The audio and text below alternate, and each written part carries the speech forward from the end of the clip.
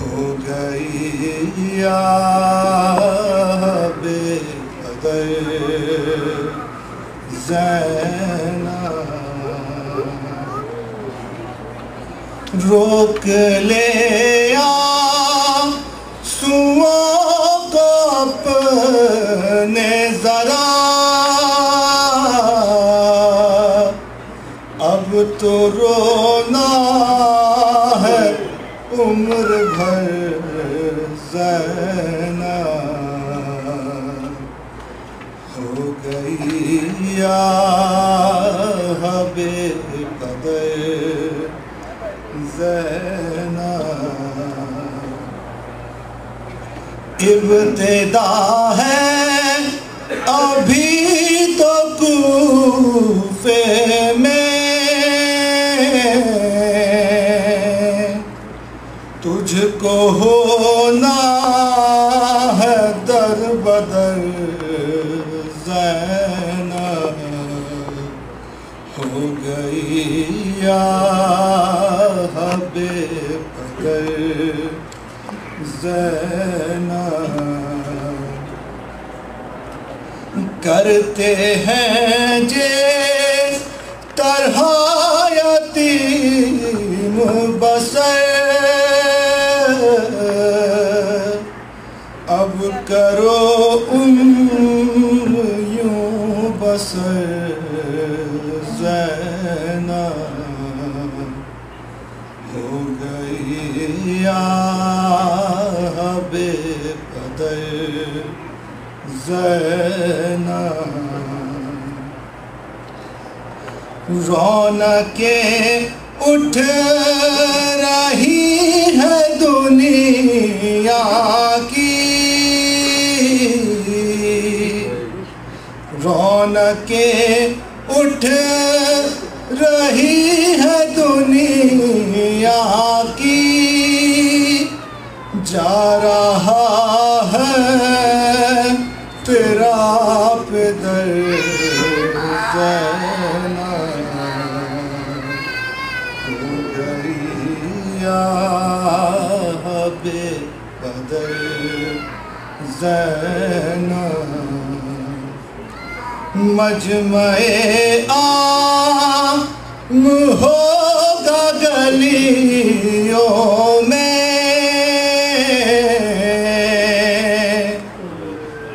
مجمع عام ہوگا گلیوں میں اور ہوگی برے نصر زینب ہو گئی یا بے قدر زینب کم ہے اب روئے جس قدر زینب ہو گئی یا بے قدر زینب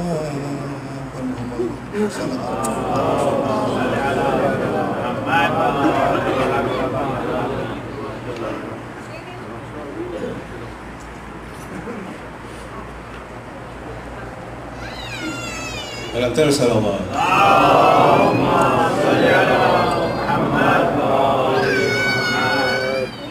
وخشنودي امام زمانہ الانتر صلوات اللهم صل على محمد تو اپنے ایک جام پر نازا ہے ساقیا تو اپنے ایک جام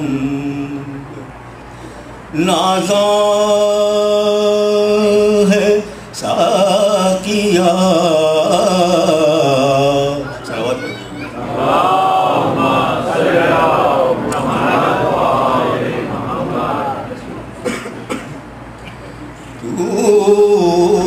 اپنے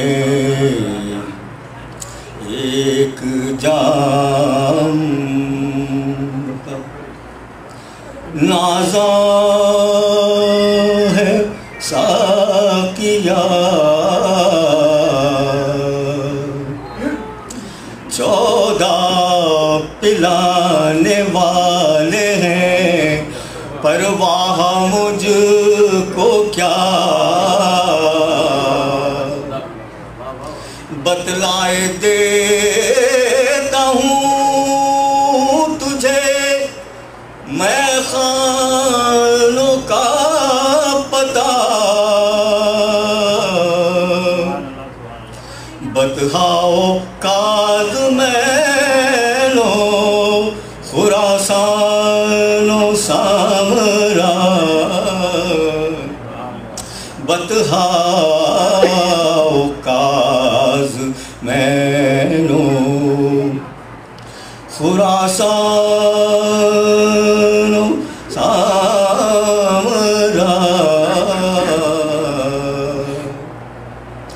خورشید مدعا میرا برج شرف میں ہے، خورشید مدعا میرا برج شرف میں ہے، ایک کربلا میں ایک میرا ساقی نجف میں ہے،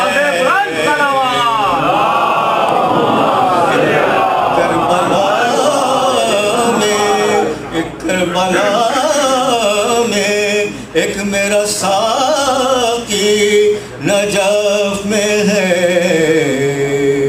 تو اپنے ایک جام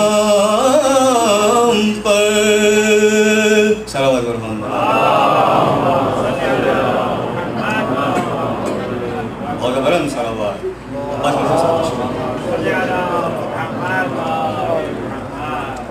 بارے ذکر صلوات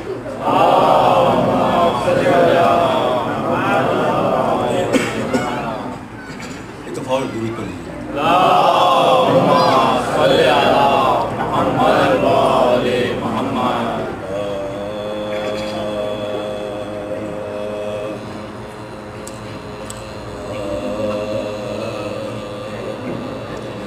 اے روزہ دارو آہو بکا کے یہ روز ہے، اے روزہ دارو آہو بکا کے یہ روز ہے، سادات پر نزول بلا کے یہ روز ہے، سراج اوصیاء کی عزا کے یہ روز ہے، تم سے بدائے شیر خدا کے یہ روز ہے، زخمی ہوئے ایمان تمہارے نماز میں، ظالم نے روزہ دار کو مارا نماز میں، ظالم نے روزہ دار کو مارا نماز میں، ماہ مبارک رمضان اور خدا کا گھر تڑکا وہ نور کا وہ شب قدر کی سحر سے خدا وہ سجدے میں شیر خدا کا سر، خدا وہ سجدے میں شیر خدا کا سر، اور غائے تیرے ظلم کی ضربت وہ فرق پر، فوارے خون کے زار نے جبھی سے بہا کیے سجدے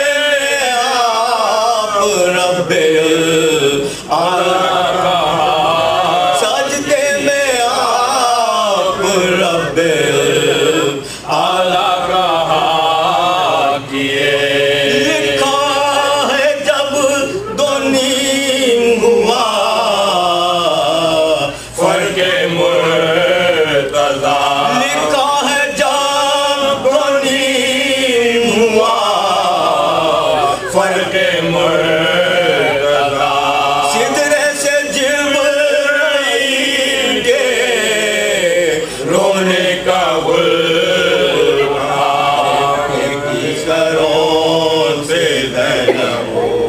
کلثوم نے سودا کے بھائیوں کو پکاری غضب ہوا ارے سنتے ہو جبرائیل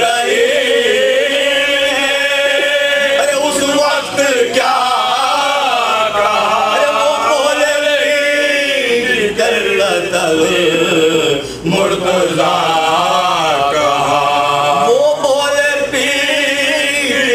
قتل مرتضی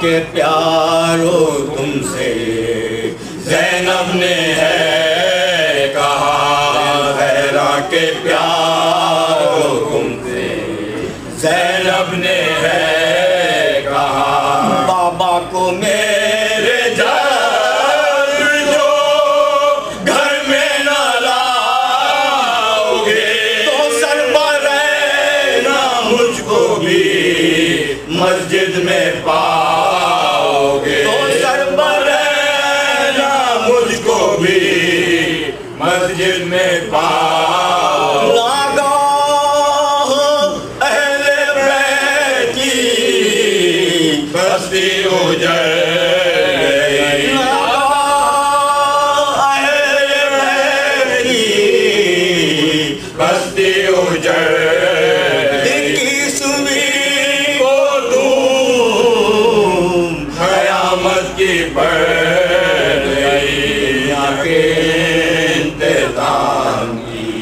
سورج بگڑ گئی پڑ گیا کہ باپ سے زینب بچھڑ گئی ارے بھول پڑ گیا کہ باپ سے زینب بچھڑ گئی سیو چلو خزادیوں کا دم نکلتا ہے تابوت کے بادشاہ دو عالم نکلتا ہے تابوت بادشاہ دو عالم نکلتا ہے رو رضا رو آؤ اگار کے یہ روز ہیں سلام علیکم محمد و آل محمد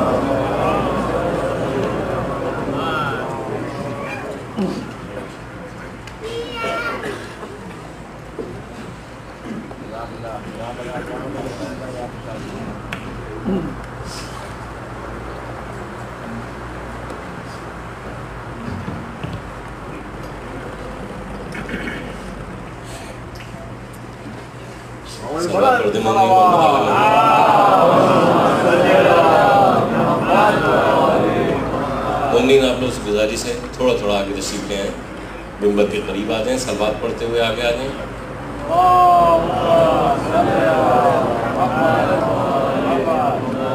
جیسا کہ آپ لوگوں کے علم میں ہے کہ بعد مجلس جو ہے وہ تابوت مولا کائنات برآمد ہوگا آپ لوگ زیارت کے لیے رہیں اور ماتم کے بعد جو ہے وہ یہاں پر اعمال کا انتظام ہے تو آپ لوگوں سے گزارش ہے کہ اس میں بھی شرکت فرمائیں اور کل کی جو مجلس ہے وہ ٹھیک 7 بجے شروع ہو جائے گی اور مغرب سے پہلے وہ مجلس ختم ہو جائے گی تو آپ لوگ بھی نوٹ کر لیں اور جن مومنین سے آپ کا رابطہ ہو سکے ان کو بھی بتا دیں کہ کل کی مجلس جو ہے وہ ٹھیک 7 بجے شام کو یہاں شروع ہوگی اور آفتاب سے پہلے مجلس ختم ہو جائے گی جلوس جو نکلتا ہے ہر سال کی طرح اس سال بھی اپنے مقرر راستوں سے پاس موڑ پہ ختم ہوگا ٹھیک شام 5 بجے اور آفتاب کا وہاں بھی انتظام ہے تو جو مومنین جلوس میں شرکت کرنا چاہیں ضرور جائیں، ان نوجوانوں کی حوصلہ افزائی کریں جو کہ اس پروگرام کو بڑی تندوہی سے، بڑی تھریٹ کے بعد بھی مرتب کرتے چلے آ رہے ہیں.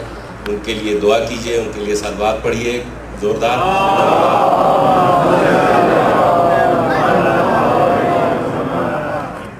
مومنین، جیسا کہ میں آتا رہتا ہوں آپ لوگوں کے سامنے اور ادارے کے توسط سے گزارشات کرتا رہتا ہوں، آج یقین جانیے بڑی خوشی سے میں آپ لوگوں کے ساتھ یہ شیئر کرنا چاہ رہا ہوں کہ کل میں نے نوجوانوں سے ہاتھ جوڑ کے ریکویسٹ کی تھی کہ جو بھی ہمارے مارگیج کے مسائل ہیں، جو کہ کبھی 4.5 لاکھ تھے مگر ادا کرتے کرتے، اور اس جولائی میں جب اس کا رینیول ہوا تو ہم نے یک مشتور $30,000 پے کر کے اس کو $197,300 بلیں آئے ہیں. مگر یقین جانیے میں نے ان نوجوانوں سے کہا تھا کہ بیٹا ہم ہی لوگوں کو اس 197,000 کو ادا کرنا ہے، کیونکہ جب تک یہ ادا نہیں ہوگا یہ 4-4.5 کی فگر ہر مہینے جو ہے وہ مارگیج کی اس ادارے کے لیے پے کی جاتی ہے. یہ قرض جو ہے وہ ہمارے اور آپ کے کاندھوں پہ ہے. تو آج دو نوجوانوں نے مجھے $365 کا چیک دیا، ایک بزرگ نے مجھے دیا. سب نے اپنا نام بتانے سے منع کیا، مگر یقین جانیے اس نوجوان نے جب $365 دیے تو ایسا محسوس ہوا کہ اب ہم لوگوں کا وہاں فرش پہ بیٹھنے کا وقت آ گیا ہے اور ان نوجوانوں کو آ کے اس ادارے کو جو قرض ہے اس سے نجات دلوانے کا وقت آ گیا ہے. میری کوشش یہ ہے کہ کم سے کم یہ مارگیج اگر ہم جتنے لوگ اس وقت اس فرش پہ بیٹھے ہیں اگر ہر فیملی $365 کمٹ کر لے تو یقین جانیے 1.5 میں یہ مارگیج پے ہو جائے گا اور پھر اس لعنت سے ہم آزاد ہو جائیں گے. کیونکہ یقین جانیے ضرورتیں بہت ہیں. بچہ پیدا ہوتا ہے تو ہمیں ایک مولانا کی ضرورت ہوتی ہے اس کے کان میں اذان دینے کی. بچپن میں یہی دیکھا تھا، چاہے وہ لکھنؤ ہو یا کراچی ہو، جب بچہ پیدا ہوتا تھا تو اس کو لپیٹ کے کسی دائی کے ہاتھ میں یا نوکر کے ہاتھ میں یا گھر والا کوئی لے کے جلدی سے مسجد بھاگتا تھا، مولانا اس کے کان میں اذان دے دیتے تھے اور جب آخری وقت آتا تھا تو بھی اس کی نماز جنازہ پڑھائی جاتی تھی اور اس کو آخری قیام گاہ تک پہنچایا جاتا تھا. مگر اب یقین جانیے جب اپنا کوئی عزیز، یہاں بیٹھے ہوئے سارے اپنے عزیز ہی رشتہ دار ہیں، جب کوئی جاتا ہے تو ہم کو نہ نہلانے تک کا ہمارے پاس انتظام نہیں ہے. ہم کو دوسری جگہوں پہ جانا پڑتا ہے، خوشامدیں کرنی پڑتی ہیں، مشکلوں سے گزرنا پڑتا ہے، تو اس کے قیام گاہ تک پہنچانے کے لیے بھی ایک مرحلوں سے گزرنا پڑتا ہے. تو اگر ہم اس $1 کے پروگرام میں سب شامل ہو جائیں اور اس سے نجات مل جائے تو فردر آگے کا کچھ سوچیں کہ ہمارے پاس ایک غسل خانہ ہو جہاں پہ ہم اپنے عزیزوں اور رشتہ داروں کو اور اپنے آپ کو بھی وہاں ایک دن جانا ہے تو کم سے کم سارا اہتمام جو ہے وہ امام بارگاہ میں ہو، باب العلم میں ہی ہو یا کسی بھی امام بارگاہ میں ہو، اس میں ہم سب پارٹیسپیشن کرنے کے لیے تیار ہیں. مگر ویسٹ میں ہمارے پاس کچھ نہیں ہے اور اس کا ہونا جو ہے وہ بہت ضروری ہے. اور یقیناً میں آؤں گا آپ لوگوں کے سامنے، یہ فقیر حسین اسی طرح آپ لوگوں سے بھیک مانگتا رہے گا جب تک یہ مارگیج نہیں ادا ہوتا رہے گا. میں آپ لوگوں کے سامنے آتا رہوں گا. پچھلے سال جب میں 18 رمضان کو آپ لوگوں کے سامنے آیا تو یقین جانیے خالی ہاتھ آیا تھا، مگر آپ لوگوں نے مدد کی اور جو نوجوان اس میں آگے آئے اور جو بزرگ اس میں شامل ہیں بورڈ آف ڈائریکٹرز میں، ان کی سربراہی میں جو بھی دال روٹی، جو بھی پیسہ، 2 پیسہ، $30، $50، $365 جمع ہوئے، اس کو ہمارے قلب حسن صاحب نے اور جعفر مہدی صاحب نے بڑی خوبصورتی سے مینیج کیا اور آج ہم یہاں آپ کے سامنے یہ کھڑے ہو کے خوشخبری دے رہے ہیں کہ صرف 197,000 کا مارگیج بچا ہے. ویسے بھی یہ سارے نوجوان چاہے اس میں وزیر بھائی کی سرکردگی میں، چاہے وہ مسرور ہوں، چاہے وہ علی عمران ہوں، چاہے وہ ساجد ہوں، چاہے وہ جعفر مہدی ہوں، اور بورڈ آف ڈائریکٹرز میں جو ہمارے بزرگ ہیں، جعفر صاحب ہیں، ہمارے معراج صاحب ہیں اور جو دوسرے حضرات ہیں، شاہد جعفری صاحب ہیں، ان لوگوں نے بڑی خوبصورتی سے مینیج کیا کہ آج ہم آپ کے سامنے کھڑے ہو کے دے رہے ہیں. اور پروگرام جو پورے سال پیش کیے گئے اس کی ایک گزارش یہ بھی ہے کہ اس پروگرام میں آپ لوگوں کو زیادہ سے زیادہ تعداد میں شرکت ہونا ہے، جن میں ان نوجوانوں کے حوصلے بلند رہیں. آپ یقین جانیے تقریباً 20 سال کے بعد خطیب اعظم کو یہاں بلایا گیا مجلس پڑھنے کے لیے. 20 سال تک ان کو کینیڈا سے کسی نے اپروچ نہیں کیا اور مرزا اطہر صاحب آئے، انہوں نے اپنی مجلس پڑھی. فاضل موسی صاحب پورے ٹورنٹو میں مجلس پڑھ رہے ہیں. ہماری بدقسمتی تھی کہ آج تک باب العلم میں ہم اس سے کوئی مجلس نہیں پڑھوا سکے. پچھلے سال انہوں نے ہمیں چند مجالسیں دیں اور آپ کے بہاف پہ کھڑے ہو کے میں نے ان سے ریکویسٹ کی 5، 12، 14. میں نے کہا مولانا ہم جب بچپن سے پیدا ہوتے ہیں، ماں کی کوکھ میں ہوتے ہیں، تو ہمیں یہ 3 فگر یاد دلائی جاتی ہے، 5، 12 اور 14. تو یا ہمیں آپ 5 مجلسیں دے دیں، یا 14 مجلسیں دے دیں، یا 12 مجلسیں دے دیں. تو وہ ممبر پہ آ کے کہنے لگے میں ڈر رہا تھا کہ کہیں آپ 72 مجلسیں نہ مانگ لیں مجھ سے. تو بہرحال آپ لوگوں کے یہ اس سال کے پروگرام میں بڑی محنت کی علی عمران نے، اور وہ پورا اشرا 40ویں کا جو ہے فاضل موسی صاحب باب العلم میں پڑھیں گے. قلب صادق صاحب کا بھی اشرا یہاں پر ہے. اور یقین جانیے ریحان اعظمی، جو لوگ بھی 20 سال سے نوحہ سننے کا ذوق رکھتے ہیں اور جنہوں نے حسن صادق کو یا ندیم سرور کو آج تک سنا ہوا ہے، ان کے لکھنے میں ڈاکٹر ریحان اعظمی کو سب جانتے ہوں گے کہ سارے نوحے جو ہیں وہ ڈاکٹر ریحان اعظمی کے لکھے ہوئے ہیں. یقین جانیے وہ شخص پوری دنیا میں جاتا تھا، آج تک کینیڈا میں اس کو کبھی نہیں بلایا گیا. پچھلے سال شان حیدر کی کوششوں سے میرے ساتھ ایک پیغام بھیجا گیا، وہ پیغام لے کے کراچی گیا. میں نے اس سے ریکویسٹ کی، وہ آئے، انہوں نے یہاں پہ میلاد پڑھا رجب کا.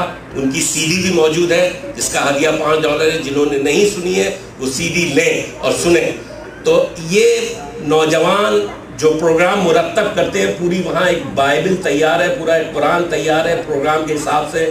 مولانا کی سرگردی میں بیٹھ کے یہ تمام تاریخوں کے تمام پروگرام مرتب کیے جاتے ہیں. تو اس میں آپ لوگوں کے تعاون کی ضرورت ہے، آپ لوگوں کی مدد کی ضرورت ہے. اور جب ہم ان علماء کرام کو بلاتے ہیں تو آپ لوگوں کی موجودگی اس ادارے کے لیے، ان نوجوانوں کے حوصلوں کو بلند کرنے کے لیے بہت ضروری ہے. مگر $1 a day کا پروگرام آپ نہیں چھوڑیں گے. یہ $197,000 مجھے اور آپ کو پے کرنے ہیں. یہ چند فارم ہیں، یہ آپ لوگوں کی طرف بڑھائے جا رہے ہیں. اس کے اندر پوری ڈیٹیل موجود ہے. آپ یقین جانیے نوجوان آتے ہیں دن بھر کی جاب کر کے، تابوت بھی سجاتے ہیں، علم بھی اٹھاتے ہیں. اتنے نام ہیں کہ اگر میں نام گنانا شروع کروں، یقین جانیے لوگ ایسے ایسے نوجوان کام کرتے نظر آتے ہیں جن کو دیکھ کے خوشی ہوتی ہے. دیکھیں ہمارے ماں باپ ہم کو سب کچھ دے گئے، ہم کو عزاداری دے گئے، ہم کو امام بارگاہ دے گئے، ہم کو سکھا گئے، آداب سکھا گئے. اب ہماری ذمہ داری ہے کہ ہم اپنے بچوں کو کچھ دے جائیں. دیکھیں back to school, back to university آ رہا ہے. ہر آدمی، ہر بچے جس کے بچیاں ہیں وہ اپنے آپ کو تیار کر رہا ہے بچوں کو اسکول بھیجنے کے لیے، یونیورسٹی بھیجنے کے لیے. بہت ضروری ہے کیونکہ علم کے متعلق اب تو در باب العلم پہ بیٹھے ہوئے ہیں، اس کے متعلق تو ڈیٹیل میں جانے کی ضرورت ہی نہیں ہے، سب کو معلوم ہے. مگر یقین جانیے یونیورسٹی اور کالج بھیجنے کے ساتھ ساتھ اپنے بچوں کو اداروں سے وابستہ کریں. ان بچوں کا مستقبل کسی نہ کسی ادارے سے وابستہ ہونا چاہیے، یہ بہت ضروری ہے. اور اس $1 a day کے پروگرام میں آپ ابھی تک اگر شامل نہیں ہوئے، ہر نوجوان، ہر بزرگ، ہر ماں بہنوں سے میری گزارش ہے اس پروگرام میں شامل ہوں اور یہ $197,300 کی لعنت کو جتنی جلدی ختم کرتے ہیں. میں آپ کا شکر گزار ہوں گا کہ میں ہم آگے کے متعلق، آگے اس ادارے کے مستقبل کے متعلق سوچ سکیں. صلوات پڑھ دیں محمد آل محمد. میں مولانا رضا حسینی صاحب سے گزارش کروں گا کہ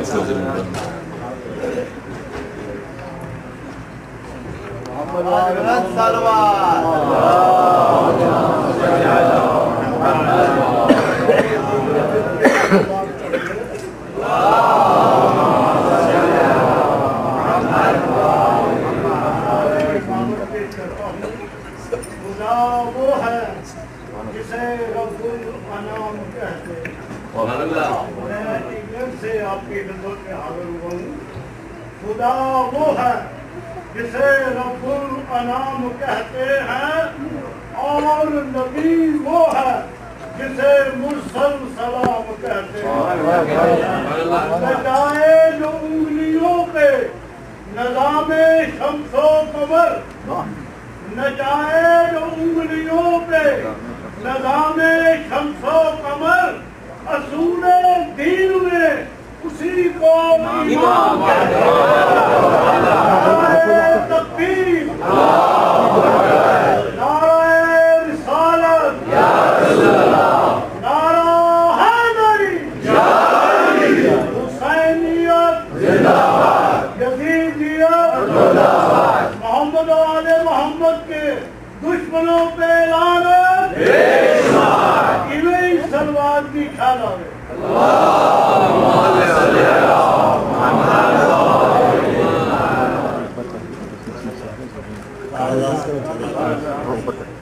آواز گزارش ہے کہ مریم خانم بنت آغا محمد حسین شیرازی اور جملہ مومنین و مومنات کے ارواح پاک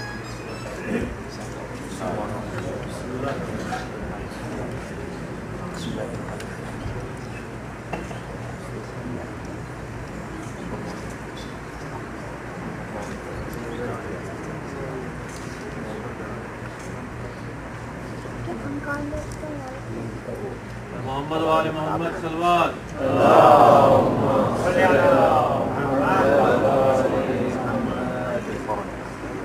اور گزارش آپ حضرات سے ہے کہ سید اعجاز حسین شاہ ان کی طبیعت خراب ہے، آپ حضرت دعا کریں پروردگار عالم ان کو صحت و عافیت عطا کرے۔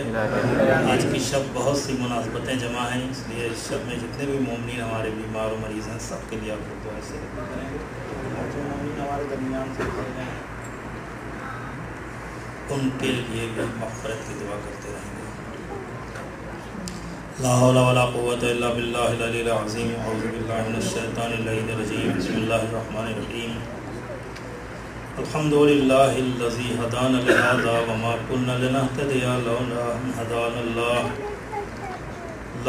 ہدانا اللہ لقد جاءت رسل ربنا بالحق والصلاة والسلام والتحیۃ والاکرام علی نبیہ المجتبی ورسولہ المصطفی الخاتم لما سبق والفاتح لما الغلق المعلن الحق بالحق الدافع جیشات الاباطیل والدامغ صولات الازالیل حبیبنا ابی القاسم محمد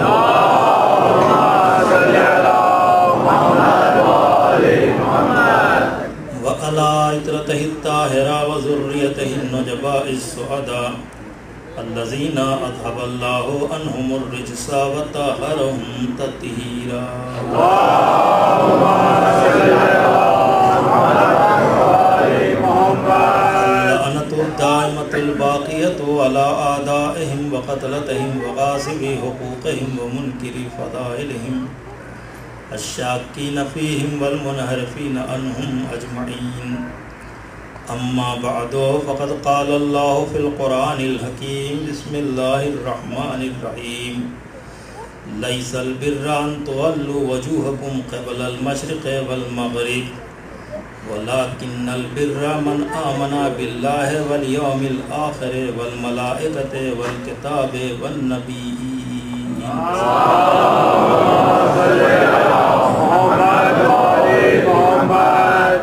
اذان گرامی قدر، اس آیت کریمہ کے حوالے سے اپنی گزارشات آپ کی خدمت میں پیش کر رہا تھا کہ جس میں ارشاد رب العزت ہے کہ نیکی یہ نہیں ہے کہ تم اپنے چہروں کو مشرق اور مغرب کی طرف موڑ دو، بلکہ نیکی اور خیر یہ ہے کہ تم اللہ پر ایمان لاؤ، قیامت کے دن پر ایمان لاؤ، ملائکہ پر ایمان لاؤ، کتابوں پر، نبیوں پر ایمان لاؤ۔ عزیزان محترم، میں نے گزارش کیا تھا کہ اللہ پر ایمان لانے کا یہ مطلب نہیں ہے کہ ہم تو بلیو کرتے ہیں، اللہ پر ایمان لانے کا مطلب یہ ہے کہ ہر حکم خدا کو ہم مانتے ہیں، اور جب یہ کیفیت اور یہ صورت ہوگی تو کہا جائے گا کہ ہاں اللہ پر ایمان لے آیا ہے۔ چار چیزیں جو بتائی گئی ہیں یقیناً یہ پورا دین ہے کہ جس کو سمیٹ کر ان چار لفظوں میں قرآن کریم نے پیش کر دیا ہے، اس لیے کہ پروردگار عالم نے جس نظام کو ہمارے حوالے کیا ہے اسے دین کہتے ہیں، اور اسی دین کو لے کر انبیاء آئے، مرسلین آئے اور تبلیغات کی، لوگوں کی ہدایت کی، لیکن وہ دین ادھر سے لے کر آئے، ادھر والوں کو انہوں نے کیا بتایا؟ کچھ چیزیں ادھر کی بتائی ہیں اور کچھ چیزیں ادھر کی بتائی ہیں۔ جو چیزیں ادھر کی بتائی ہیں اسے اصول دین کہتے ہیں، اور جو چیزیں ادھر کی بتائی ہیں اسے فروع دین کہتے ہیں۔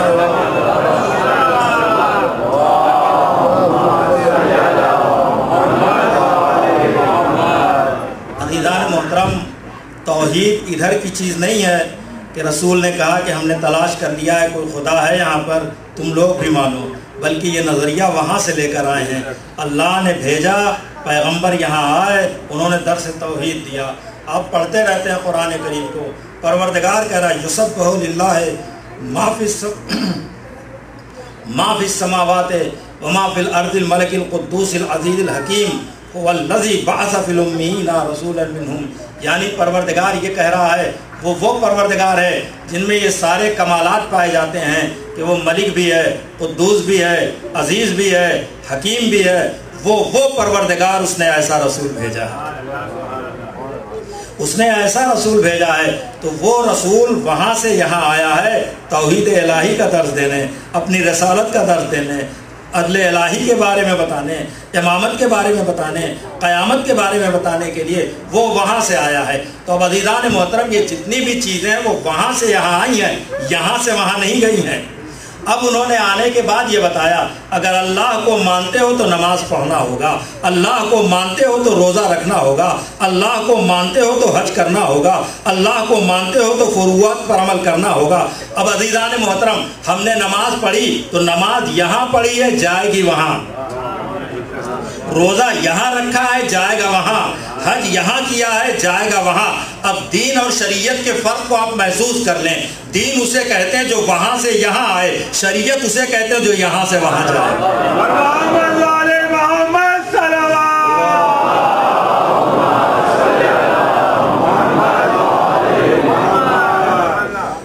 عزیزان محترم، آپ نے دیکھا کہ پروردگار عالم نے اس دین کو اس دنیا میں بھیجا تو اس شان کے ساتھ بھیجا کہ اگر تم خیر چاہتے ہو، اگر تم نیکی چاہتے ہو، اگر تم بھلائی چاہتے ہو، اگر تم کامیابی چاہتے ہو تو یاد رکھو تمہارا فریضہ یہ ہے کہ تم میری بھی اطاعت کرو، میرے رسول کی بھی اطاعت کرو۔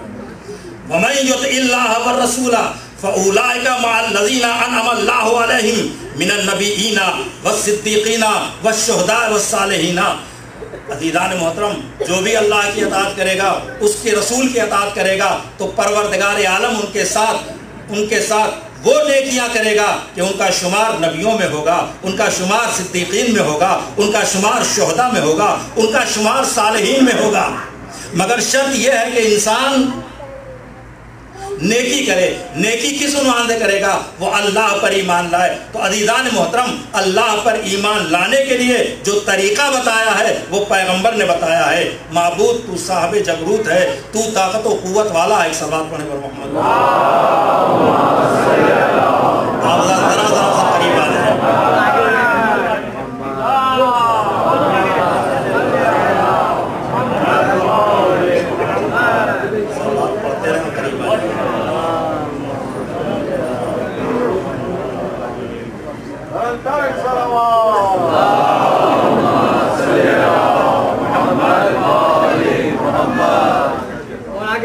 اور محمد والے محمد بلندر صلوات۔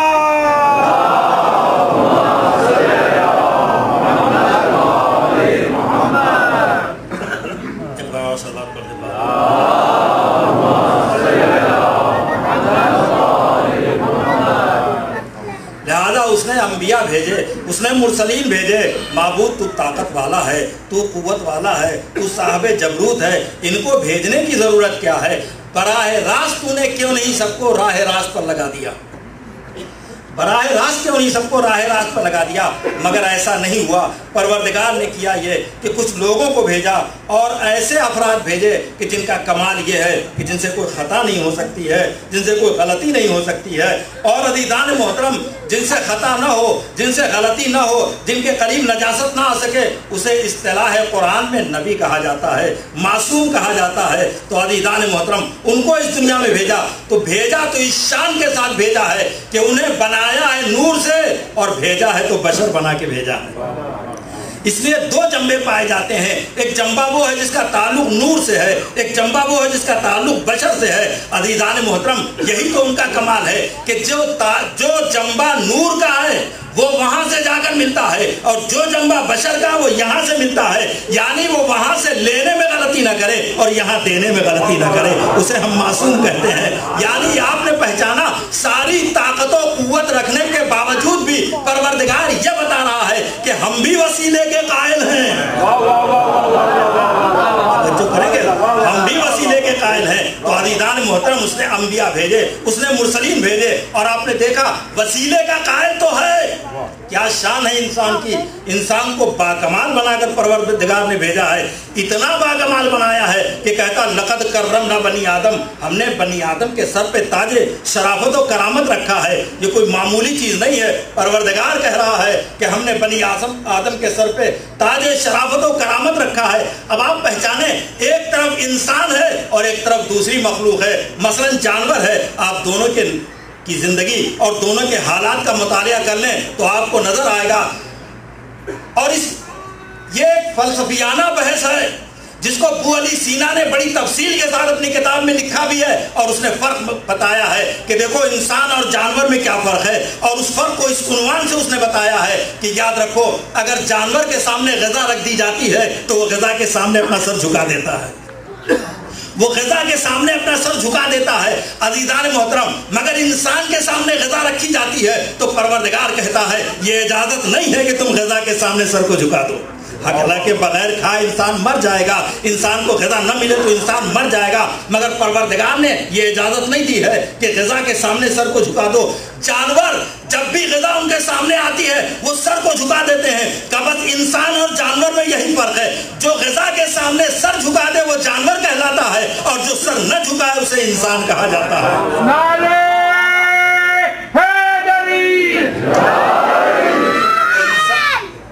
اب وہ انسان کیسے غذا کھائے گا, اب وہ انسان کیسے غذا کھائے گا اگر وہ سر نہ جھکائے گا. تو معبود ایسا کیوں نہیں ہو جاتا ہے کہ یہ انسان جیسے ہی اسے بھوک لگے ایسا انتظام کر دے کہ غذا اس کے پیٹ میں پہنچ جائے, اسے ضرورت نہ ہو, اس کی بھوک ختم ہو جائے. مگر پروردگار نے کہا ہم ایسا نہ کریں گے, بلکہ تمہیں غذا کھانی ہے لیکن ہاتھوں کے وسیلے سے.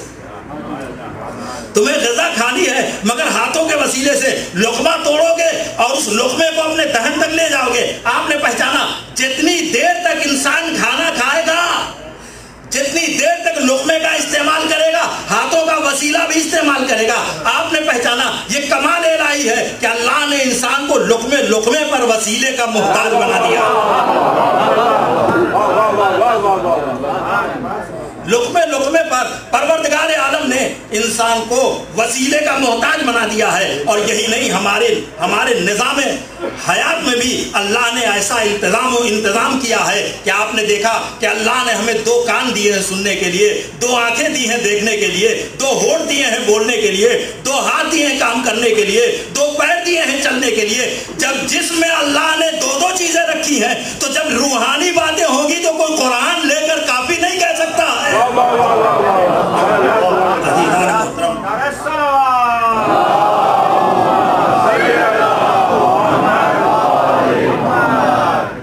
تو آپ پہچانے عزیزان محترم, یہ ہے نظام الہی.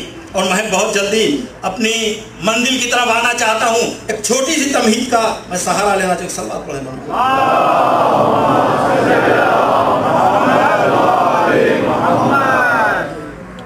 ایک چھوٹی سی تمہید کا سہارا لینا چاہتا ہوں. تو اب آپ پہچانے عزیزان محترم, خیر کیا ہے, کمال انسانی کیا ہے کہ وہ اطاعت گزار بنے پروردگار کا, وہ اطاعت گزار بنے رسول کا. اس لیے کہ قرآن بڑے واضح لفظوں میں کہہ رہا ہے کہ یاد رکھو جو بھی اللہ کی اطاعت کرے گا اور اس کے رسول کی اطاعت کرے گا ہم اسے اس مقام پر رکھیں گے جہاں پر نبی ہوتے ہیں, جہاں پر شہداء ہوتے ہیں, جہاں پر صدیقین ہوتے ہیں, جہاں پر صالحین ہوتے ہیں. اور ایک دوسرے مقام پر پروردگار کہہ رہا ہے اطیعوا اللہ واطیعوا الرسول واولی الامر منکم, اللہ کی اطاعت کرو, اس کے رسول کی اطاعت کرو, صحابہ امر کی اطاعت کرو. عزیزان محترم, یہی تو بات ہے, اطاعت کس کی جائے اور اطاعت کس کی نہ کی جائے, کس کی اطاعت کی جائے اور کس کی اطاعت نہ کی جائے. عزیزان محترم, پہلے ہمیں سمجھ لینا چاہیے کہ کس کی اطاعت نہیں کرنا چاہیے تاکہ یہ بات سمجھ میں آ جائے کہ کس کی اطاعت کرنا چاہیے. توجہ کریں گے عزیزو, پہلے ہم یہ سمجھ لیں کہ کس کی اطاعت نہیں کرنا چاہیے. لہذا قرآن کریم میں پروردگار عالم نے بڑے واضح انداز سے سورہ والقلم میں ارشاد فرماتا ہے, پہلے پیغمبر کی تعریف کرتا ہے, ہم نے تمہیں بہت بڑی نعمت عطا کی ہے. نون والقلم وما یسطرون, یاد رکھو کہ قلم کی قسم اور ان سطروں کی قسم, میں نے جس کو تمہارے لیے بھیجا ہے, ماں انتا بسا, میں نے جس کو تمہارے لیے بھیجا ہے یہ وہ ہے جو بہت بڑی نعمت ہے تمہارے لیے, ہم نے تمہارے پاس بھیجا ہے. اور کہتے کہتے پروردگار عالم نے کہا دیکھو ولا پروردگار کہہ رہا ہے کہ ولا تطیع کل حلاف مہین، یاد رکھو کہ تم ان کی اطاعت نہ کرنا جو جھوٹی قسمیں کھانے والے افراد ہیں، تم ان کی اطاعت نہ کرنا جو جھوٹی قسمیں کھانے والے افراد ہیں، اور وہ لوگ کہ جو کمزور ہوتے ہیں ان کی اطاعت نہ کرنا۔ پھر پروردگار کہہ رہا ہے حمازن ومشائن للنعیم، ان کی بھی اطاعت نہ کرنا کہ جو چغلخور ہوتے ہیں، اور ان کی بھی اطاعت نہ کرنا جو ادھر ادھر باتیں کرتے ہیں۔ پروردگار پھر کہہ رہا ہے متاعن للخیر، ان کی بھی اطاعت نہ کرنا، مناعن للخیر، ان کی بھی اطاعت نہ کرنا کہ جو لوگ خیر سے روکنے والے ہیں۔ اور پھر وہ کہتا ہے معتدٍ اثیم، اور ان کی بھی اطاعت نہ کرنا جو بڑے جارے ہوتے ہیں، جو بڑھ بڑھ کر حملہ کرنے والے ہوتے ہیں، جو بڑے اگریسو ہوتے ہیں، جو بڑے گناہگار ہوتے ہیں۔ عزیزان محترم، کہتے کہتے قرآن کریم آواز دے رہا ہے وہ عتل بعد ذلک زنیم، اور ان کی بھی اطاعت نہ کرنا، ان کی بھی اطاعت نہ کرنا کہ جو سرکش ہوا کرتے ہیں اور جن کے نطفے خراب ہوا کرتے ہیں۔ تو اب عزیزان محترم، پروردگار عالم نے بڑے واضح طریقے سے بتا دیا ہے کہ کس کی اطاعت نہیں کرنا چاہیے۔ تو اب آپ پہچانے، جھوٹی قسمیں کھانے والوں کی اطاعت نہیں کرنا چاہیے، کمزوروں کی اطاعت نہیں کرنا چاہیے، ان لوگوں کی اطاعت نہیں کرنا چاہیے کہ جو سرکش ہیں، ان کی اطاعت نہیں کرنا چاہیے کہ جو ادھر ادھر لگاتے ہیں، ان کی اطاعت نہیں کرنا چاہیے، جو چغلخور ہیں ان کی اطاعت نہیں کرنا چاہیے، جو اتنے اگریسو ہیں کہ صرف اسلام قبول کرنے کی بنیاد پر اپنی بہن کو اتنا مارے کہ وہ مر جائے اور پھر بھی سکون نہ ملے تو قابو پہ جا کے درے بتا ہے۔ ان لوگوں کی اطاعت نہیں کرنا چاہیے، ان کی اطاعت نہیں کرنا چاہیے کہ جو سرکش ہیں، ان کی اطاعت نہیں کرنا چاہیے جن کا شجرہ نسب خراب ہے۔ تو اب کس کی اطاعت کرنا چاہیے؟ اب جس کی بھی اطاعت کرے انسان، مگر یہ سوچ کر کرے کہ ایسا انسان نہ ہو جو جھوٹی قسمیں کھانے والا ہو، ایسا انسان نہ ہو جو سرکش ہو، ایسا انسان نہ ہو کہ جو چغلخور ہو، ایسا انسان نہ ہو جو کمزور ہو، ایسا انسان نہ ہو جس کا شجرہ نسب خراب ہو۔ اس کی اطاعت کرنا چاہیے جس میں کمالات پائے جاتے ہیں۔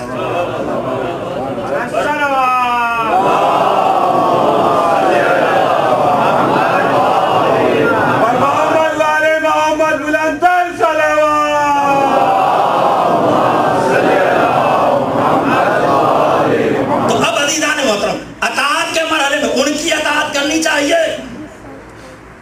کہ جو بلند کردار افراد ہوں۔ اب ظاہر ہے جب بلند کردار افراد کو تلاش کیا جائے گا تو اس میں بلند ترین کردار کا مالک کون ہوگا؟ کا سب سے زیادہ انبیاء ہیں۔ انبیاء سے زیادہ بلند کردار کے مالک مرسلین ہیں، مرسلین سے زیادہ بلند کردار کے مالک وہ ہیں کہ جن کو اولو العزم کہا گیا، اور ان سب سے زیادہ بلند کردار حضور سرور کائنات کا ہے۔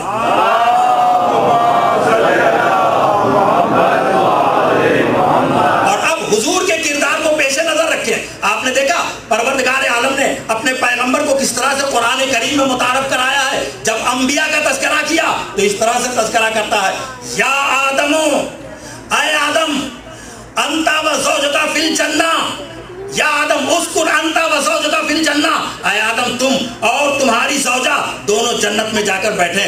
اور پھر پروردگار جناب نوح کے لیے ارشاد فرما رہا ہے، یا نوح اہبط بسلام امین، اے نوح اب تمہاری کشتی منزل مراد تک پہنچ گئی ہے، سلامتی کے ساتھ اتر آؤ۔ جب جناب ابراہیم کا تذکرہ کرتا ہے تو کہتا ہے، یا ابراہیم قد صدقت الرؤیا، اے ابراہیم تم نے خواب کو سچ کر دکھایا ہے، اور ہم جزا اور ہم نیکیاں کرنے والوں کو اسی طرح سے جزا دیتے ہیں۔ اسی طرح سے پروردگار ہر نبی کا نام لے رہا ہے اور نام لے کر پکار رہا ہے۔ کبھی کہتا یا یحییٰ خذ الکتاب، اے یحییٰ اس کتاب کو قوت کے ساتھ پکڑ لو۔ مگر عجیب بات ہے، سارے انبیاء کا نام لیا پروردگار نے، مگر قرآن میں کبھی پیغمبر کا نام پروردگار نے نہیں لیا۔ توجہ کریں، کہیں پر بھی پیغمبر کا نام نہیں لیا۔ اگر نام لیا تو کبھی عہدے سے پکارا، کبھی محبت سے پکارا۔ عہدے سے پکارا تو کہا یا ایھا النبی، یا ایھا الرسول، اے میرے نبی، اے میرے رسول۔ اور کبھی محبت سے پکارا، طٰہٰ، یاسین، مزمل، مدثر۔ کبھی اس نے یا محمد قرآن میں نہیں کہا ہے۔ عزیزان محترم، یہ کیوں نہیں کہا ہے؟ اس لیے کہ بتانا چاہ رہا ہے کہ انبیاء کے مراتب کو پہچانو، میرے حبیب کے مرتبے کو پہچانو۔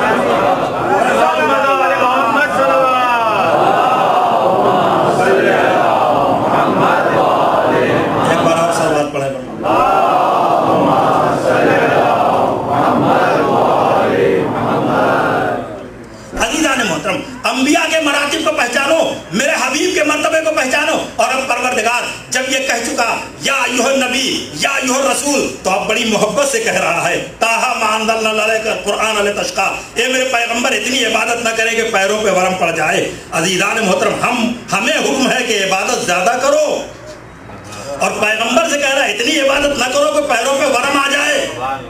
یاسین والقرآن الحکیم انک لمن المرسلین علی صراط مستقیم، اے سید و سردار میرے حبیب، اور کہتے کہتے وہ کہتا ہے یا ایھا المزمل یا ایھا المدثر، اے کملی والے میرے حبیب، اے چادر والے میرے حبیب۔ توجہ کریں گے عزیزو، پروردگار نام نہیں لے رہا ہے، نام نہیں لے رہا ہے، کیا کرے یا ایھا المزمل، اے کملی والے، یعنی پروردگار کی نظر صرف ذات محمد پر نہیں ہے بلکہ صفات محمد پر بھی ہے۔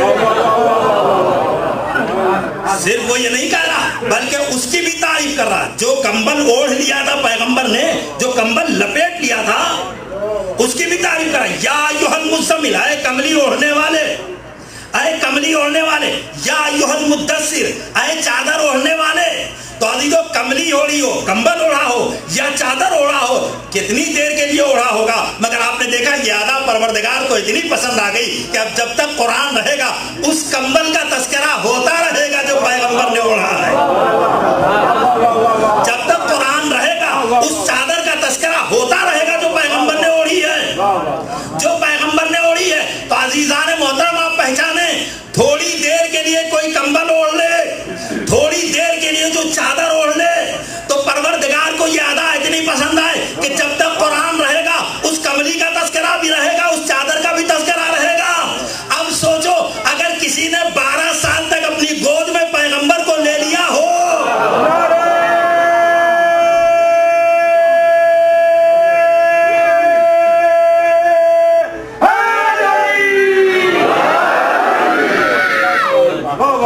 سوچو اس کا کیا مرتبہ ہوگا، اس کا کیا مقام ہوگا۔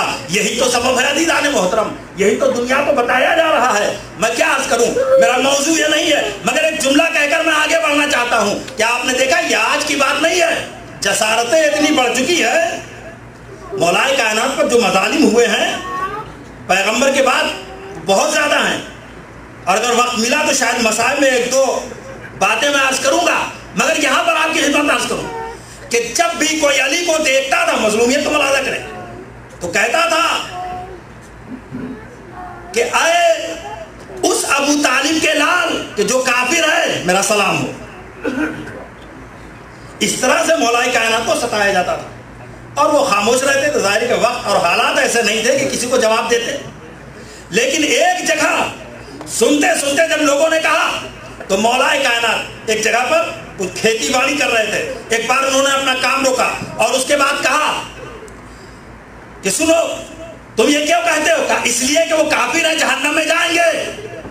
کہا تم نے پیغمبر سے یہ حدیث سنی ہے، انا قسیم النار والجنہ، میں جنت اور جہنم کا تقسیم کرنے والا ہوں، میں جنت اور جہنم کا تقسیم کرنے والا ہوں۔ تو تم میرے بابا کے بارے میں فکر نہ کرو، اگر کرنا ہی ہے تو اپنے باپ دادا کے بارے میں فکر کرو۔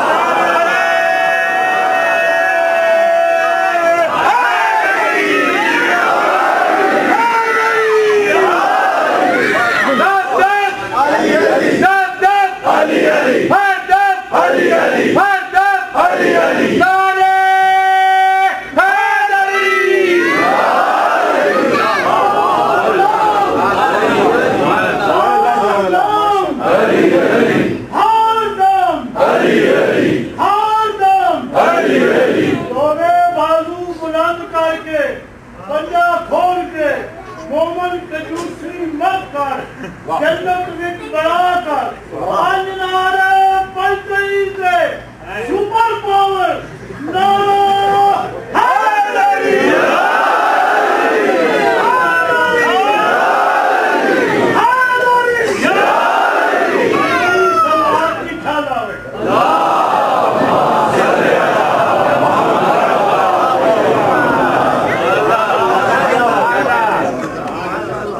جب جوش ولا اس مرحلے پر ہے، ظاہر ہے کہ دونوں باتیں ہونی چاہیے۔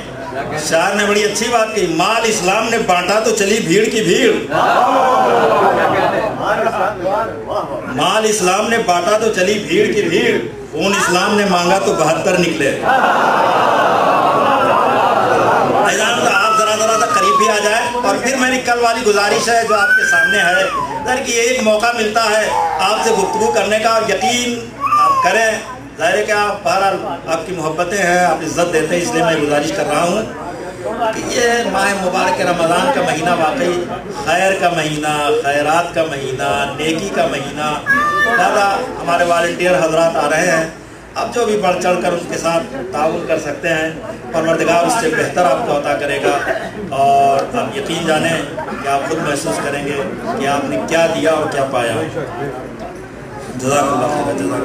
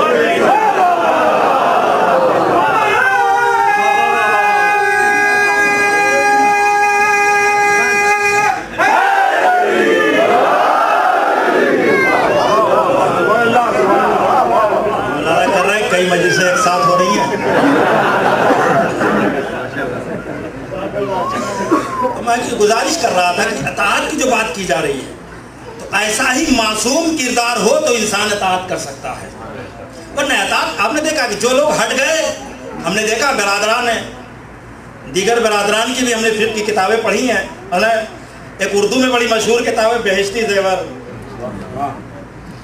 اسے پڑھا ہوگا، اس کو ایک صاحب نے پڑھا اور پھر اس کے بعد مسجد میں آ نماز پڑھنے لگے، انہوں نے 1 رکعت نماز پر پڑھی اور 10 بار اٹھا بیٹھی کی، پھر انہوں نے 2 رکعت نماز پڑھی، 10 بار انہوں نے مقدر اٹھائے، اور سب دیکھ رہے ہیں آخر ہو کیا رہا، پورا گویا پورا مسجد کا سین ایک جم بن کر رہ گیا تھا۔ تو لوگوں نے پوچھا یہ کیا کر رہے ہیں؟ کہا آج ہی میں نے وہ کتاب پڑھی ہے۔ اس کتاب میں آپ نے کیا پڑھا؟ کہا کثرت کے ساتھ عبادت کرو۔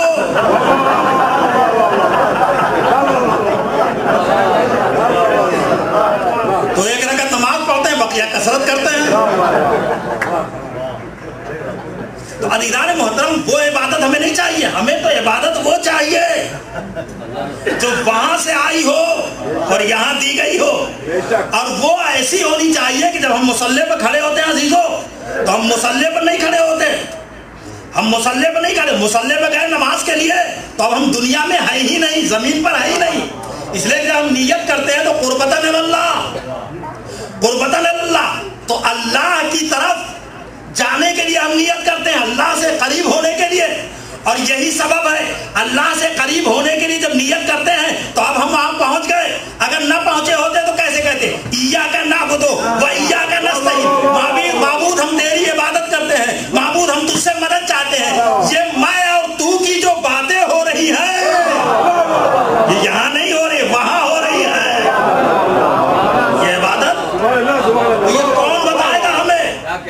اس لیے پروردگار عالم نے ایسا کردار، بے عیب کردار بھیجا کہ جن کے مقابلے میں انبیاء بھی نہیں ہے، انبیاء بھی نہیں، انبیاء کو اللہ نے بھیجا ہدایت بشر کے لیے، تبلیغ انسانی کے لیے، مگر یاد رکھیے عزیزو، انبیاء میں اور حضور میں بڑا فرق ہے، میں نے کل بھی گزارش کیا تھا، اور اس فرق کو آپ محسوس کریں کہ پروردگار عالم کہہ رہا ہے، پروردگار عالم قرآن کریم میں ارشاد فرما رہا ہے کہ ہم نے اس نبی کو بھیجا ہے، تو اس نبی کا کمال یہ ہے کہ سارے نبی جو ہم نے بھیجے ہدایت کے لیے، یہ ان سارے نبیوں پر گواہ ہے.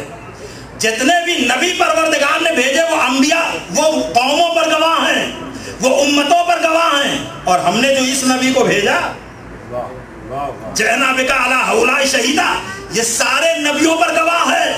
تو عزیزو، جو رشتہ امت کا دوسرے نبیوں سے ہے وہی رشتہ میرے تمام انبیاء کا میرے پیغمبر سے ہے. تو اب سوال یہ ہوتا ہے کہ آدم اپنے زمانے میں آئے، نوح اپنے زمانے میں آئے، ابراہیم اپنے عہد میں آئے، موسیٰ اپنے عہد میں آئے. قرآن کہہ رہا وجئنا بک علی ہؤلاء شہیدا، ہم نے سارے نبیوں پر آپ کو گواہ بنایا ہے. ہم نے سارے نبیوں پر آپ کو گواہ بنایا ہے. جب میرا پیغمبر گواہ بن کر آیا ہے تو تم کہتے ہو کہ وہ پیدا ہوا بعد میں، تو جو بعد میں پیدا ہوا وہ آدم کی گواہی کیسے دے گا؟ وہ نوح کی گواہی کیسے دے گا؟ وہ ابراہیم کی گواہی کیسے دے گا؟ تو عزیزو، یہ کون سا عقیدہ؟ انبیاء تو کہتے ہیں میرا پیغمبر حاضر و ناظر ہے، یہ کلمہ کو کہتے ہیں کہ پیغمبر حاضر و ناظر نہیں ہے. عظمت پیغمبر عزیزان محترم، پروردگار عالم قرآن میں کہہ رہا ہے. ظاہر میں حدیث آپ کے سامنے نہیں پیش کر رہا ہوں، اگر حدیث ہوتی تو کہا جاتا یہ ضعیف ہے، یہ کمزور ہے، یہ ایسی ہے، وہ ویسی ہے. پروردگار نے بھیجا اور اس شان سے بھیجا کہ دیکھو ہم بھیج تو رہے ہیں تو ان کو پہچانو یہ کیسے ہیں. اور پھر قرآن کریم میں پیغمبر کی تعریف کی، تفصیل کے ساتھ تعریف کرتا ہے اور اس عنوان سے تعریف کرتا ہے وَإِذْ أَخَذَ اللَّهُ مِيثَاقَ النَّبِيِّينَ لَمَا آتَيْتُكُم مِّن كِتَابٍ وَحِكْمَةٍ. اے میرے نبیوں اس وقت کو یاد کرو، اے میرے نبیوں اس وقت کو یاد کرو جب ہم تمہیں کتاب اور حکمت دے رہے تھے. لما آتیتکم من کتاب و حکمہ ثم جاءکم رسول مصدق لما معکم. لیکن یاد رکھو جو کچھ بھی ہم نے تمہیں دیا ہے یہ تب تک ریکگنائز نہیں ہو سکتا جب تک آخری نبی تمہاری گواہی نہ دے دے. یہ سب معلق ہے آخری نبی پر، یہ سب معلق ہے آخری نبی پر. اور اس کے بعد پروردگار کہہ رہا کہ پہچانو لما آتیتکم من کتاب و حکمہ ثم جاءکم رسول مصدق لما معکم. اس کے بعد جو رسول آئے گا وہ تمہاری تصدیق کرے گا، تمہاری تصدیق کرے گا. اب پروردگار نبیوں سے خطاب کر رہا اور کہہ رہا کہ تمہارا بھی اب فریضہ ہے کہ جب وہ تمہاری تصدیق کرے لما آتیتکم من کتاب حکمہ ثم جاءکم رسول مصدق لما معکم لتؤمنن بہ ولتنصرنہ. تو تمہارا کام یہ ہوگا کہ تم اس پر ایمان بھی لے آؤ اور اس کی مدد بھی کرو. نبیوں سے کہا جا رہا ہے تو پیغمبر ہمارے ایمان کا محتاج نہیں ہے. پروردگار نبیوں سے کہہ رہا ہے اس پر ایمان لے آنا اور اس کی مدد کرنا. دو کام ہے نبیوں کا کہ ہمارے حضور پر ایمان بھی لے آئے اور حضور کی مدد بھی کرے. دو کام نبیوں کا عزیزان محترم. تو اگر انبیاء ایمان لائیں گے پیغمبر پر تو اصول کیا ہے کہ اگر ہم پیغمبر پر ایمان لائے تو ہم ہوئے مومن. توجہ کریں گے، ہم اگر پیغمبر پر ایمان لائے تو ہم ہوئے مومن، اور ہم جس پر ایمان لائے وہ ہوا ہمارا مولا. توجہ کریں، پیغمبر ہمارا مولا ہوا، ہم اس کے مومن. پروردگار کہہ رہا لتؤمنن بہ. اے نبیوں تمہارا کام یہ ہے کہ تم اس نبی پر ایمان لے آنا. تو اب عزیزو اگر انبیاء حضور پر ایمان لائیں گے تو انبیاء ہوئے حضور کے مومن اور حضور ہوئے انبیاء کے مولا. حضور ہوئے انبیاء کے مولا. تو آدم حضور کے مومن ہوئے کہ نہیں؟ نوح حضور کے مومن ہوئے کہ نہیں؟ ابراہیم حضور کے مومن ہوئے کہ نہیں؟ موسیٰ حضور کے مومن ہوئے کہ نہیں؟ عیسیٰ حضور کے مومن ہوئے کہ نہیں؟ یعنی لفظ بدل دوں، میرا پیغمبر آدم کا مولا، میرا پیغمبر ابراہیم کا مولا، میرا پیغمبر نوح کا مولا، میرا پیغمبر موسیٰ کا مولا، میرا پیغمبر عیسیٰ کا مولا. اور میرا پیغمبر یہ کہتا جس کا میں مولا اس کا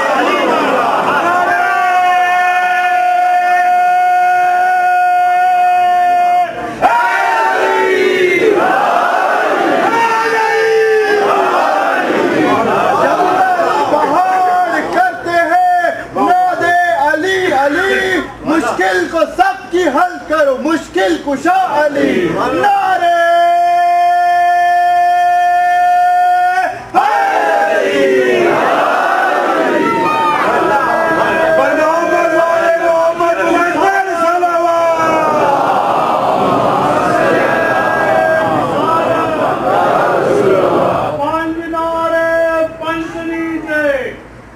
बार शेर नारा हैदरी हैदरी हैदरी इससे तो ही सलवार की झालर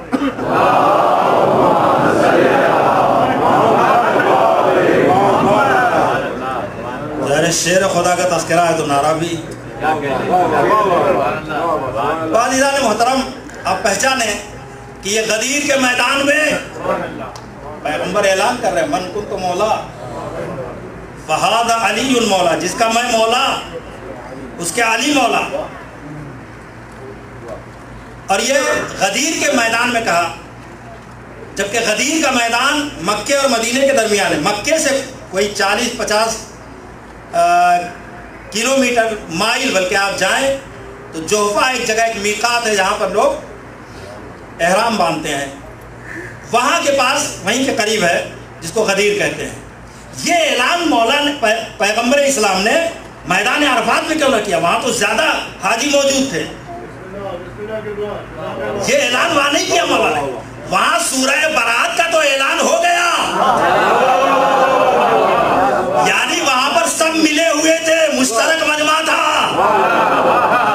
अब जो हम मजमा लेकर गदीर में आएंगे, अब उसमें से भी छटनी होगी, इसमें से भी खालिस मजमा निकल कर आएगा।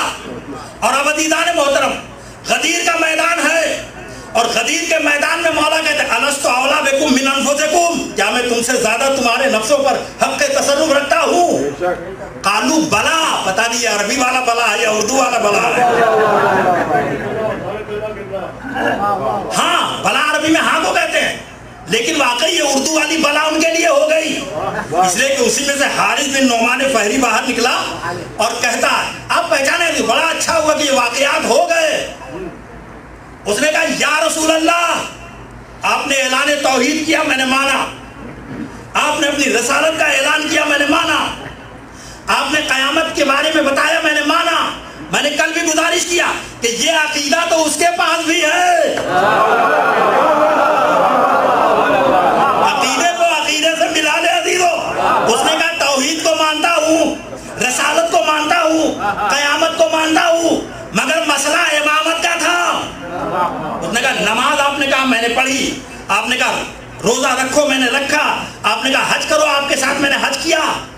सारी बातें उसने बड़ा अच्छा हुआ कि बता दिया, और कहा कि आपने जो ऐलान किया अपनी तरफ से या खुदा की तरफ से। अकीदा वही है कि पैगंबर कुछ बातें अपनी तरफ से कहते हैं, कुछ खुदा की तरफ से कहते हैं। आप देखें, ये कोई नया अकीदा नहीं, ये गदीर से आ रहा है। पैगंबर ने कहा अपनी तरफ से मैं कुछ कहता ही नहीं, तो बड़ी जसारत करता है कि जिस खुदा ने अली को हमारा हाकिम बनाया वही हम पर अज़ाब नाजिल कर दे। साला साल में अज़ाबिल वाक़े, उसने सवाल किया अज़ाब का। अब अज़ीज़ान मोहतरम, आपने पहचाना कितना संगीन मसला है। पैगंबर ये बता रहे हैं कि बल्कि कुरान की आयत कह रही फ़इन लम तफ़अल, है मेरे पैगंबर अगर विलायत अली का ऐलान न किया तो सब कुछ बेकार। और इसने अमली तौर से बताया कि हमने सब कुछ किया मगर अली की विलायत को नहीं मानेंगे। तो बेकारी की बात तो बाद में है, आपने देखा उसका अंजाम क्या हुआ। उसने सवाल किया हम पर अज़ाब नाज़िल हो, और परवरदिगार आलम ने उसके ऊपर एक कंकरी गिराई, उसके सर पर गिरी और उसके पैर से निकल गई, और कहते हैं कास्फिन माकूल, चबाए हुए भूसे की तरह से वो हो गया, चबाए हुए भूसे की तरह से हो गया। दिल चाहता है कि वो परवरदिगार मेरे मौला का दुश्मन था, बजाय कंकरी के कोई पहाड़ गिरा दिया होता, पहाड़ में सही पहाड़ का तूता गिरा दिया होता। एक छोटी सी कंकरी गिराई, कुछ मजा नहीं आया, कोई बड़ा अज़ाब नाजिल कर दिया होता। अजब न के मसलहत हमें नहीं पता क्या है, मगर हदीस पैगंबर से मुझे बड़ा सहारा मिला। पैगंबर ने एक मुकाम पर हदीस इरशाद फरमाया कि या अली अंता बिमंज़िलतिल काबा, ए अली तुम्हारी मिसाल काबे जैसी है। बादी लोग तारीख बताती है कि काबे को गिराने अबरहा का लश्कर आया, तो मैंने अबाबीलों को हुक्म दिया अपनी मिनकारों में कंकरियां ले जाकर गिराओ। हाथी भी मरे, हाथी के साथी भी मरे, और वो भी चबाए हुए भूसे की तरह से। तो कल वो आए थे काबा गिराने, आज ये मौलूद काबा की विलायत से इनकार करने आया, जो अंजाम उसका हुआ वही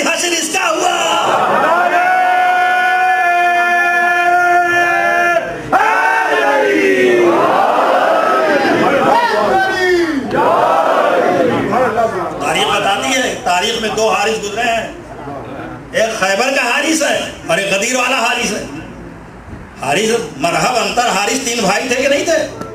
اور یہ غدیری حارث بن نعمان بحری، مگر ایک فرق کے ساتھ کہ جو خیبر کا حارث تھا وہ خدا کا دشمن تھا، مشرک تھا، علی سے لڑنے کے لیے آیا تھا. جو غدیری حارث تھا وہ کلمہ گو تو تھا مگر علی کا دشمن تھا. توجہ کریں گے، وہ مانتا تھا سب مگر علی کا دشمن تھا. تو خیبری حارث خدا کا دشمن تھا، غدیری حارث علی کا دشمن تھا. جو خدا کا دشمن تھا اسے علی نے مارا.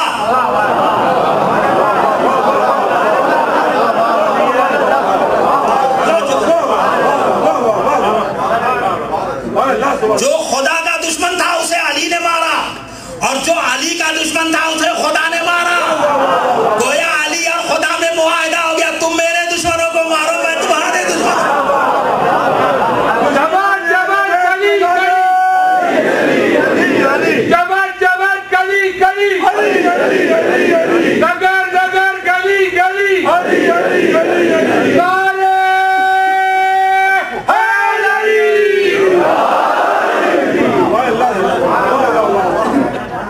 اسی کو پیغمبر اسلام حدیث ارشاد فرماتا ہوتا من ولایت علی ابن ابی طالب حصنی، ولایت علی میرا قلعہ ہے، ومن دخل حصنی، جو میرے قلعے میں داخل ہو گیا امنا من عذابی، ہر طرح کا عذاب اٹھا لیا جائے گا.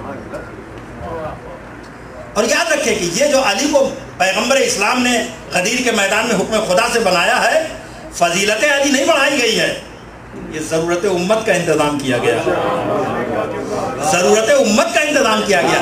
اس لیے کہ پیغمبر کے بعد یہ دین آگے کیسے بڑھتا؟ وہ سلسلہ تھا جو پیغمبر تک پہنچا اس کو بنائے لا الہ الا اللہ کہتے ہیں، اور وہ سلسلہ جو علی سے چل کر امام زمان تک آیا اسے بقائے لا الہ الا اللہ کہتے ہیں. تو عزیزان محترم، بنائے لا الہ الا اللہ پر نبوت آ کر ختم ہو جاتی ہے اور بقائے لا الہ الا اللہ کا سلسلہ چلتا ہے جو قیامت تک چلے گا.